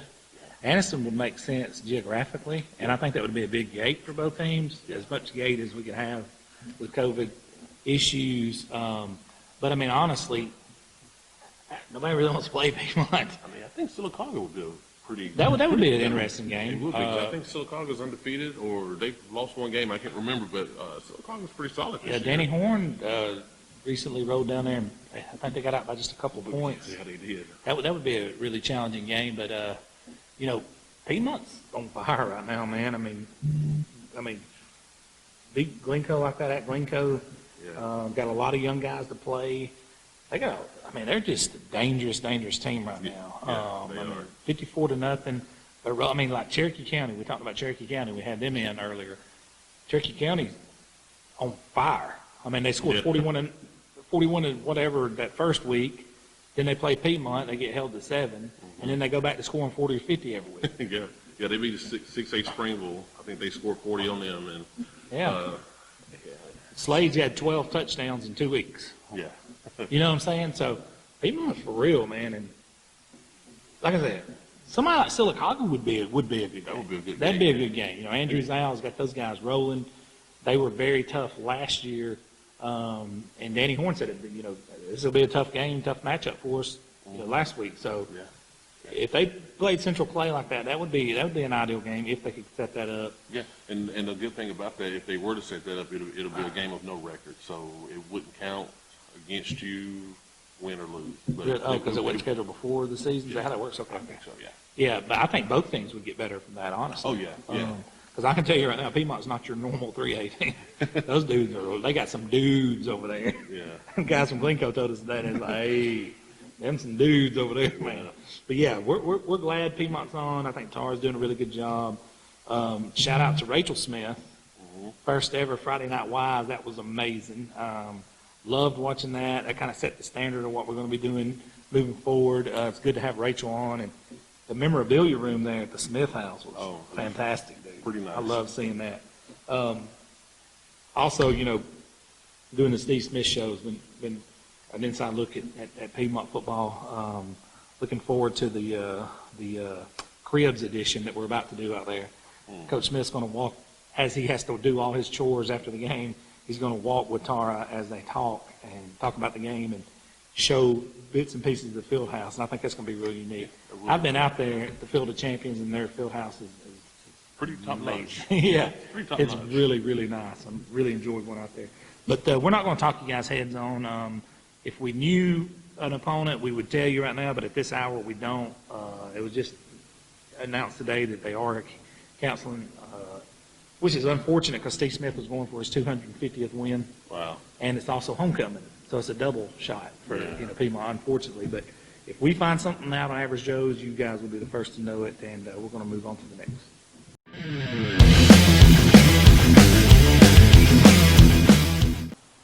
All right, I am here with the Southside Panthers. They're coming off a loss to Oxford last week. This week, they are going to be playing Arab. Arab is a team that's struggling a little bit. I think they're 1-3 on the season. Is that correct? Yeah, that is correct. They lost to Scottsboro 7-3 last week. You guys had a pretty tough one against Oxford, but I mean, you're talking about the defending 6A state champs, and I don't think it's really arguably, I think probably the best team in 6A. Before we move into the games, you guys go ahead and introduce yourself one by one. Cordell Walls, defensive end. I'm Jordan Wells, I play corner. I'm Hunter Sides, I play linebacker. I'm Dakota Stevenson, I play center. So who come up with this pairing? Greg? Greg only got us one offensive player in here? I'm just messing with you guys. Take us back to last week. I know playing Oxford is going to be a tough task anyways. And, any one of you guys can answer this. That stage being so big and having them at home, I mean, what went into last week's game? I mean, we was ready to play, but I don't think when the game started, we just didn't play our fullest like we could have. Looking back over it now, we were one block away. We were this close, putting up a fight. We were right there, but, going out, if we had the chance, we just didn't execute. I think it was a confidence level. Just going out to see how much bigger they were, intimidating a little bit. The thing about it is, one thing I noticed with you guys, and we talked about this earlier this year on the preview show several times, is it looked like a different Southside team because the two games prior to that, especially like the Hokes Bluff game when you went down 14-0 at home, you know, Southside teams in previous years poked up the game. That would have probably snowballed 35 or whatever. If I was on the team, I know, you guys are probably approaching it the same way. This could be a stepping stone for you, you know what I mean? Because what if y'all would have hit a big play, like you said, 1 inch away, 1 block away from having something? That game could have flipped around in another direction. So you guys got a lot of positive stuff going on, in other words, what I'm trying to say. And you've proven that this year. I mean, you're sitting here at 3-1, you know what I mean? So, but let's talk about your week of preparation coming into this week. Have any of you guys got to see film on Arab yet? We watched some film today. And we've got all you guys can answer this. You three guys from a defensive standpoint, you from an offensive. What did you see from Arab on film? Seeing film, they blitz a lot like Oxford did, so we're going to have to work on picking up the blitz. And offensively, going at them from defense, they run a lot of 2 tight end sets, so we're going to have to, we've made some adjustments to, and I feel strongly what we practiced today, what we can go in and do. 100%. You being in the secondary, what did you see on film? I mean, they got some size with the receiver, but they're not as athletic as Oxford was. I don't think anybody is. Maybe Thompson. I feel like we can easily compete with them. They're not, I don't really think I got Arab, but I don't think they got as much talent as Oxford does. So. Again, I don't think anybody does. They from what I saw, they run a lot of different formations. So if we can get our right reads and just make plays, just stop the run, and then I think we can stop the pass, we'll be good. From what I saw, they just run a lot of blitz, and we got to pick them up, and not let anybody through the line. Are they blitzing from all angles, linebackers, DBs, everything? No doubt. Moving up to 6A, I know it's been it's been different in some aspects. In some aspects, it's the same. You do play some familiar opponents, definitely out of region. But what's the experience been like playing in 6A? Everybody's a whole lot bigger. Yeah. A lot more depth too. Yeah. But now you guys. But there's been a 64 player limit going into the season, so everybody hasn't been able to carry as many people with them. So you only get the best people with you. You don't get your JV depth to put in and rotate in for next year. Correct. Going into 6A, like playing in 5A, there's a lot more running the ball, but going up to 6A, a lot more teams pass more. You being a DB, I got to play into your hands. Yeah, it does. What's it like being coached by Scoot Smith? I love Coach Scoot. He's funny. He makes sure that we stay ready. He makes sure we do our jobs and stuff. He was a heck of a football player himself. Well, he skipped leg day. Hey, that's good stuff. All right, so I want each one of you guys to answer this. Moving forward, what do you think it's going to take to get back on that, that winning streak like you were on, and move forward into the region play and get your momentum back that you have? Well, we have to learn from our losses, like Coach said. From this week to next week is going to show a lot of improvement from where we came from. Losing to Oxford, no matter who you lose to, you still have to take something from it. And that's what I think we're going to have to do to, step up our game. 100%. We just got to look at practice different. We got to hit it with a lot more intensity, go full speed. We got to use this loss as like a stepping stone to move on, and just got to carry it throughout the rest of the season. No doubt. I think just not get ahead of ourselves, take it game by game, week by week, do what your coach tells you every week. Absolutely. We just got to practice harder, not miss anything, and work to our best ability and go week by week and win. Let me ask you this before we close down. Any of you guys can answer this, or you all can answer this. Coach Nelson, in his short, brief time, we got a peanut gallery? Let me finish this one, then we'll get a peanut gallery question. Coach Nelson being there in his short time, it seems like he's changed the culture, changed the mentality. I can't remember who told me this, it was a player though, was talking about before you guys went and played Lincoln. He was talking about, let's go dominate. Let's don't go over there and win or hope to win. Teams in the past in Southside will be like, man, I hope we can, He's like, no, let's go dominate. What does that mean for you guys from a confidence level to have a coach oozing with that much confidence? It means a lot. He said, whenever we entered the season that we always had the potential. He said that he has brought it out in us better than anyone else.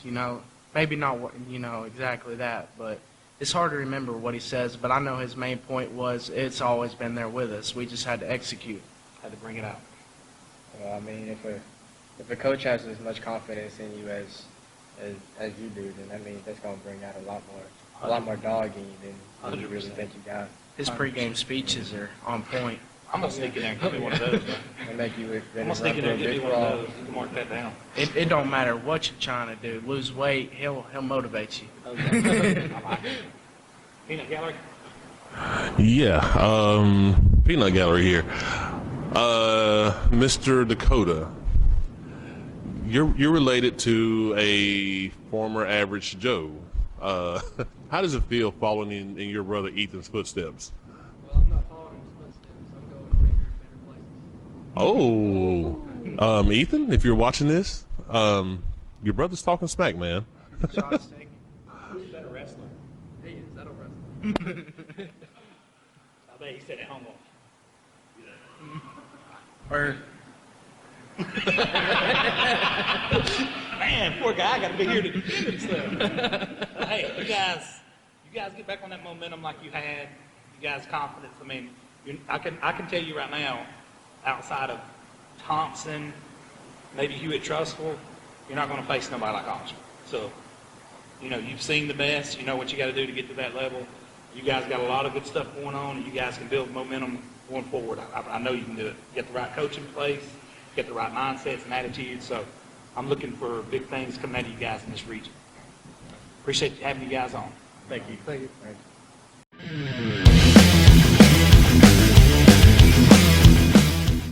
All right, our next game is going to be the West End Patriots. They lost a tough one last week to a very tough Cleveland team.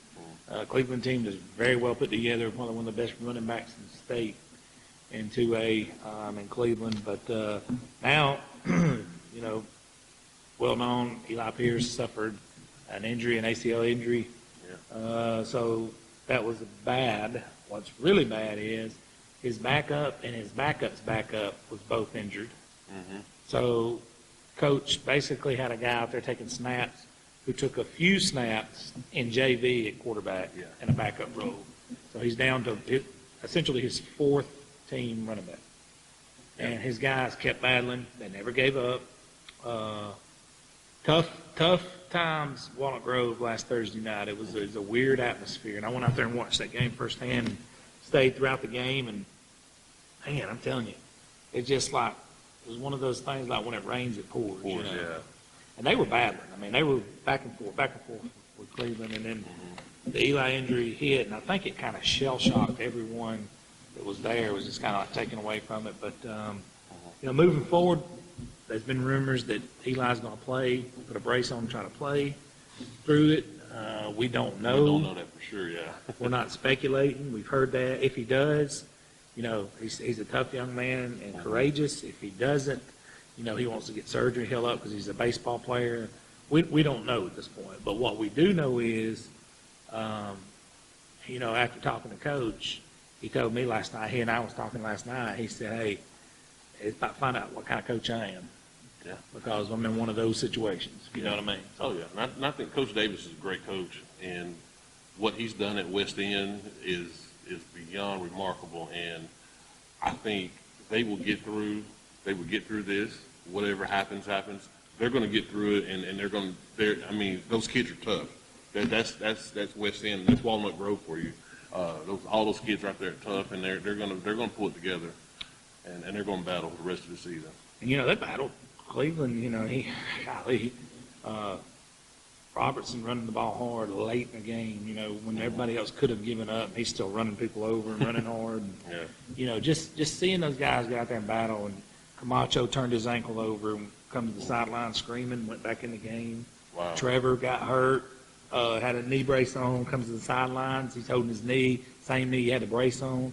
He goes back in, hurt. Your backup quarterback, I apologize, I don't know the young man's name, is number 5. Broken hand on his throwing hand. Wow. So you don't have a backup quarterback. It's just one of those games. And they happen as a football coach. And like Coach said, Coach Davis said, I'm gonna find out what kind of football coach I am. And it's one of those old school phrases. everybody in here knows what I'm talking about. Circle the wagons. It's time to circle the wagons. You know, burn the bridges. It's time to go to work. Yeah, You know it what I mean? is. If you're a football player for West End right now. Yeah. Reggie? I mean, what do you say? I mean, like I said, I know the people at West End. I know those kids. They're, like I said, they're blue collar. They're tough. They're going to pull together. They're going to get through this together. And being a great motivator that Kyle Davis is, those guys are going to be ready. They're going to finish the season out, and they may take some more losses, but it's not going to be because they didn't go out there and fight and they didn't play hard. I agree. So, I think the Patriots are going to be fine. he's built this thing brick by brick, and the big bad wolf ain't gonna come in and huff and puff and blow this whole thing down. Exactly. I think they're about to push back. And if you're a senior again at West End, it's go time, buddy. Yeah. Whatever your role is, do it and do it to your best ability. And we're pulling for you here at Average Joe's. We know you guys are short end of the stick right now, but keep fighting, keep doing what you did Exactly. that game, and good things are gonna happen. Oh yeah.